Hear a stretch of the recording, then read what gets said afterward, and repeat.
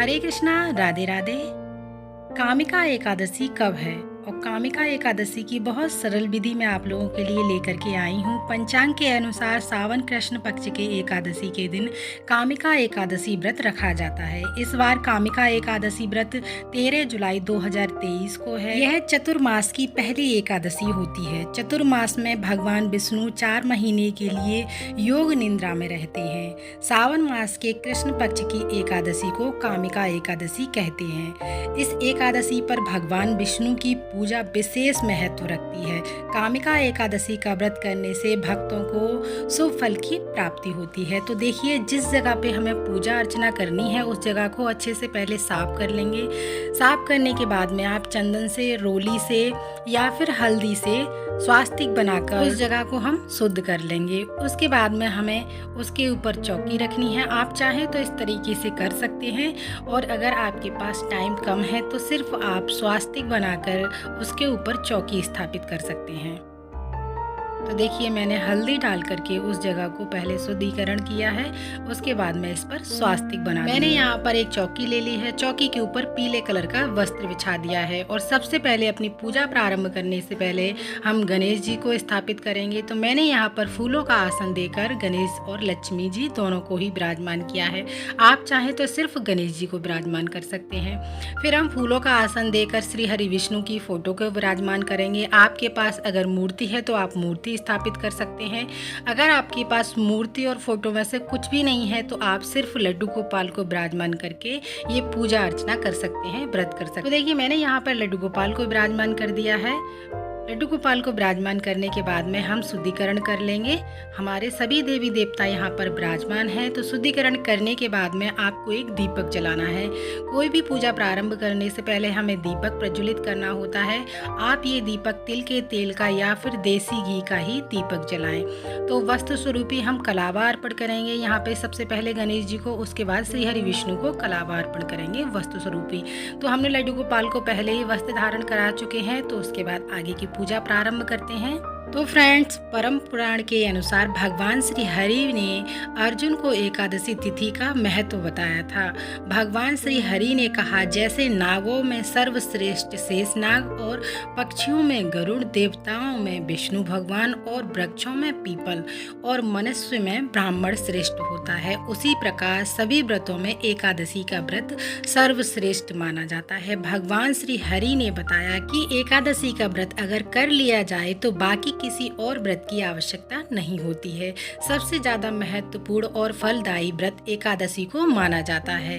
तो फ्रेंड्स, शास्त्रों के अनुसार कामिका एकादशी के दिन जो व्यक्ति घी का दीपक या तिल के तेल का दीपक भगवान श्री हरि विष्णु के सामने जलाता है उसके पुण्यों की गिनती तो स्वयं चित्रगुप्त जी भी नहीं कर सकते हैं। कामिका एकादशी के व्रत करने से मनुष्य को सभी प्रकार के पाप नष्ट हो जाते हैं, ऐसा हमारे शास्त्रों में वर्णन किया गया है। तो देखिए फ्रेंड्स, मैंने यहाँ पर श्री हरि विष्णु को, गणेश जी को, लड्डू गोपाल को पुष्प अर्पण कर दिए हैं।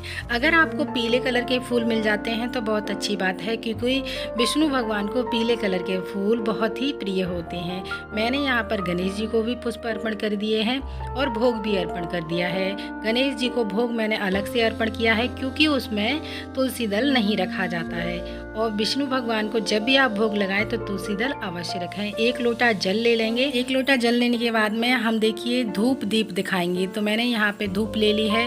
ये हम सभी देवी देवताओं को दिखाने के बाद में हम कथा प्रारंभ करेंगे। तो देखिए, मैंने यहाँ पर एकादशी की किताब ले रखी है। आप चाहें तो ये कथा फ़ोन से भी सुन सकते हैं, फ़ोन पर भी पढ़ सकते हैं, किताब से भी पढ़ सकते हैं। एकादशी के व्रत में फलाहार का ही भोग लगाया जाता है, अन्य का भोग नहीं लगाया जाता है। आप दूध से बनी किसी मिठाई का भी भोग लगा सकते हैं। जो भी भोग समर्पित करें उसमें तुलसी दल अवश्य रखें। एकादशी की पूजा आप चौकी लगाकर भी कर सकते हैं, आप चाहें तो अपने मंदिर में भी कर सकते हैं। ये पूजा सुबह में स्नान करके स्वच्छ कपड़े धारण करके पूजा अर्चना की जाती है।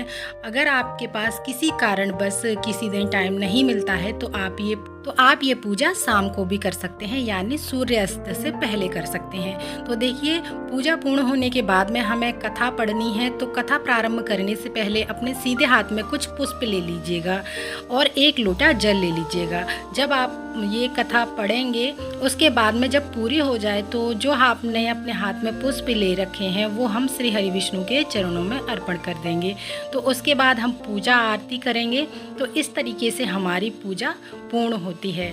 तो देखिए, आपको दक्षिणा अवश्य अर्पण करनी है। मैं दक्षिणा रखना पहले भूल गई थी, तो आप कथा के बाद में भी ये दक्षिणा रख सकते हैं। तो इसके बाद में अब हम करेंगे आरती। पहले गणेश जी की आरती करेंगे, उसके बाद में करेंगे हम श्री हरि विष्णु की आरती। तो बहुत ही प्रेम पूर्वक हम आरती करेंगे। आरती करने के बाद में हम अपनी पूजा में रही कमियों के लिए क्षमा प्रार्थना करेंगे और आपकी जो भी मनोकामना है वो श्री हरि विष्णु से प्रार्थना करेंगे। तो फ्रेंड्स, ये थी कामिका एकादशी की बहुत ही सरल पूजा विधि। तो फ्रेंड्स, पूजा पूर्ण होने के बाद में जब दीपक शांत हो जाएगा, उसके बाद जो भी आपने भोग प्रसाद चढ़ाया है उसको घर के सदस्यों को बांट दें। और जो आपने दक्षिणा चढ़ाई है, आप चाहें तो पंडित जी को दे सकते हैं, या आपके घर में कोई बच्चा है, लड़की है, तो उसको दे सकते हैं, किसी ज़रूरतमंद को दान कर सकते हैं। और ये जो आपने लड्डू गोपाल और श्री हरि विष्णु की जो मूर्ति स्थापित की है, आप वहाँ अपने मंदिर में स्थापित कर सकते हैं उसके बाद में। और देखिए, जो आपने पूजा में पीले कलर का वस्त्र बिछाया है उसको फिर से आप पूजा में इस्तेमाल कर सकते हैं। तो ये थी बहुत आसान विधि से कामिका एकादशी की पूजा विधि। आप लोगों को कैसी लगी ये पूजा विधि तो कमेंट करके ज़रूर बताइएगा। अगर वीडियो आप लोगों के लिए थोड़ा सा भी यूजफुल रहा हो तो हमारी वीडियो को लाइक करना ना भूलिएगा, साथ ही मेरे चैनल को सब्सक्राइब करना ना भूलिएगा।